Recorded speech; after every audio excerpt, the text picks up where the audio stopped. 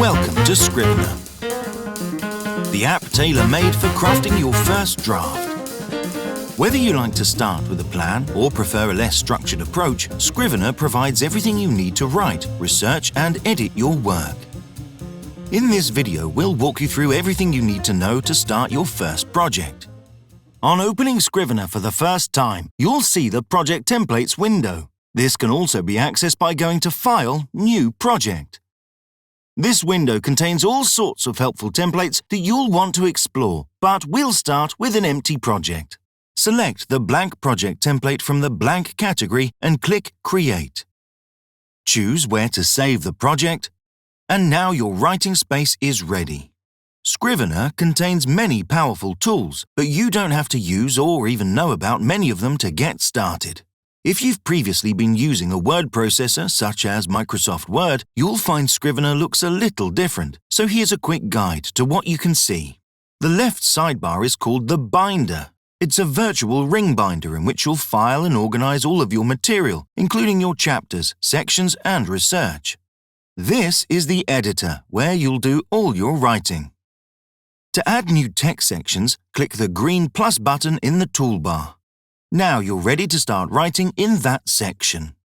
Selecting sections in the binder opens them in the editor. If you've already started writing in Word, you can choose Import from the File menu to bring in text from your Word files. If you click the arrow next to the Add button, you can add a new folder. To rearrange your work, just select, then drag and drop. To start putting your manuscript together, simply add folders and sections to the draft folder that you'll find at the top of the binder and get writing. It's up to you how you structure your manuscript. Each project can contain as many sections as you like, and each section can be as long or as short as you want. If you're writing a novel, you could use a section for each chapter. Or you could create a section for every scene and use folders to group them into chapters. Now, click the eye in the right of the toolbar to open the Inspector. The Inspector shows information about whichever section is currently open in the editor.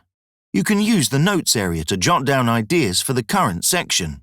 You can use the Synopsis area to write a short summary of what you've written or what you intend to write. To get an overview of what you've written so far, select a folder and switch to Corkboard or Outliner mode in the editor using this toolbar button. The synopses are shown for every section inside the selected folder. It's easy to import research such as images, PDF files, web pages, and even movie and sound files directly into your project. Just select the Research folder and choose Import Files from the File menu. To view research alongside your writing, click the button on the right of the Editor header view. We now have two editor panes. Anything selected in the binder will be shown in the editor that currently has the focus. You can tell which editor has the focus because the header bar changes color. To go back to a single editor, simply click the icon again. And that's it. Now you know all the basics, you're ready to start writing. Feel free to experiment and explore Scrivener's many other features whenever you want. And remember, help is just a click away. At literatureandlatte.com, contact us.